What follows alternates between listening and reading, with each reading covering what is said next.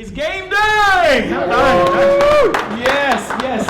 I do want to say that quite excited to be able to do this today. Well, when I think of Steve Simmons, I think of Don Matthews.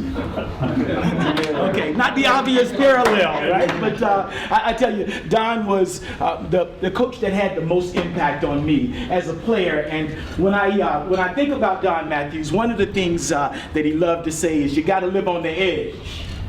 And then he would add to that, if you're not living on the edge, you're taking up too much space. Well, Steve Simmons knows how to get on the edge. As we know that he is not shy about really challenging the system. And as a part of that, he does a good job of prodding in the places that you're not comfortable with. I have to say that as a guy who, I don't relish in controversy. I found our relationship challenged at the beginning, right? I loved him every day. He came and he would ask questions, and then I see what he writes, and the two didn't seem to always match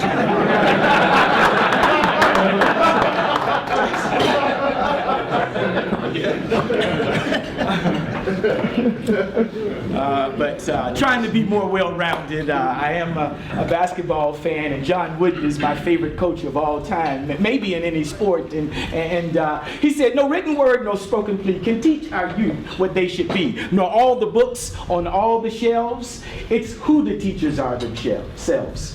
In other words, leadership matters. The number one determinant of a child's success in the classroom is the teacher that stands at the front of that classroom. It is not socioeconomic. It is not whether or not your parents went to college or university. The number one reason is the teacher that stands at the front of that class. And I got a chance to stand at the front of his class. And what I learned is critique. In critique, if you're not careful, because our natural sort of reaction, especially as men, that testosterone thing is to automatically, right, put up that defense. What I learned, or what you taught me, Steve, is that there is truth in most critique. Right. I've got a job to do. He's got a job to do, and I learned to respect him in that space.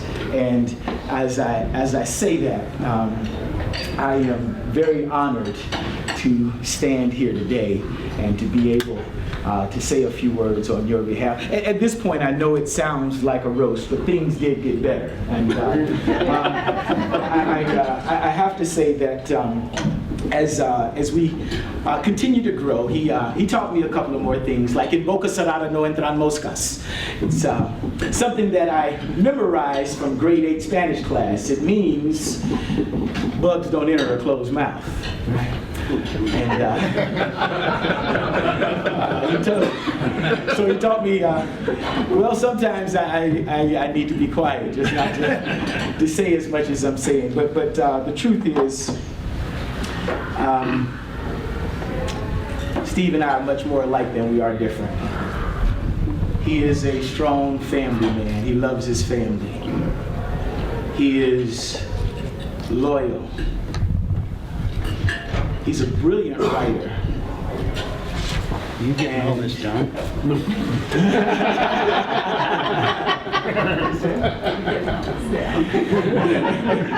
I'm introducing him.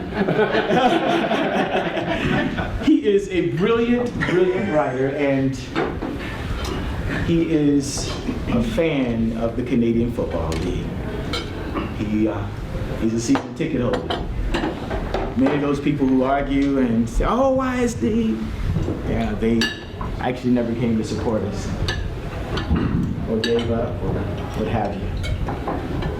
Steve is not only the guy who writes about it, but when you do a feature on a person, and it's amazing how you capture the essence of who they are, the nuance. Right? And I'd like to invite you to do that more.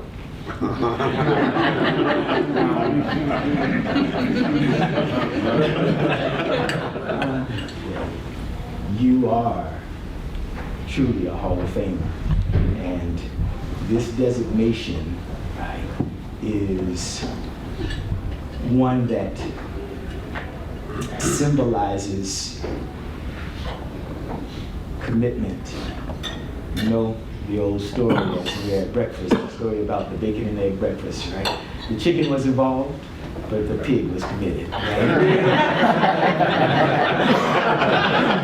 So Steve Simmons.